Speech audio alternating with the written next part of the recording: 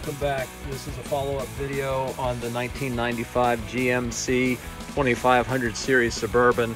I had a question about replacing the ground wire that goes from the firewall down to the frame, and I'll crawl up into the engine bay and we'll take a closer look. All right, from the engine bay on the passenger side of the vehicle, you can see the accumulator from the air conditioner that is up on the firewall. And a lot of this is going to be by feel and by verbal direction.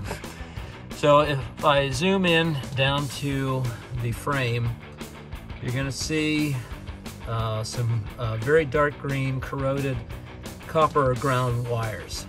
So those copper grounds, the first point is on the firewall that connects to a bolt that's pretty much right behind this loom of wire. That ground wire goes from the firewall down to the frame, and then from the frame over to a hollow tube where the wiring harness for the starter is, up through that tube, and then to the back side of the transmission bell housing, which it'll be connected back in here, which is darn near impossible to get to. All right, we're upside down underneath the passenger side of the Suburban, and you can see the old ground wire. It's right here where it has corroded and broken off, and where that went to is in the wire loom that goes up adjacent to the starter. You can see the other end of it over here. That originally was from the frame and then up through this hollow tube with the wiring harness for the starter, up beside the starter, the side of the engine, and up to the back side of the bell housing, up in this general area that is very difficult to get to.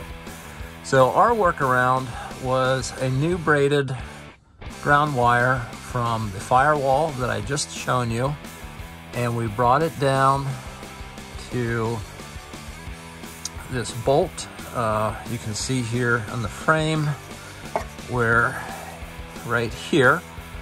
So that is just a bolt that holds a bracket for the rear heating or air conditioner lines, holds these two lines in place.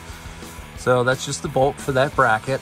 So again, we went from the firewall up behind the AC accumulator, connecting it to the original bolt from that ground wire to the frame, and then we jumped a second ground from the frame over to the bottom of the bell housing of the transmission, using an existing bolt right here to complete our path for the ground.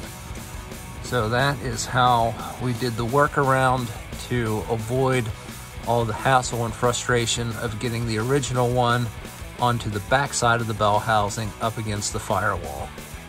So in ours, the ground from the firewall to the top of the frame was still intact. I left that in place and then just added the additional new ground wire from the firewall, same contact point, to now the side of the frame, and from the side of the frame to the bottom corner of the bell housing to complete our ground path.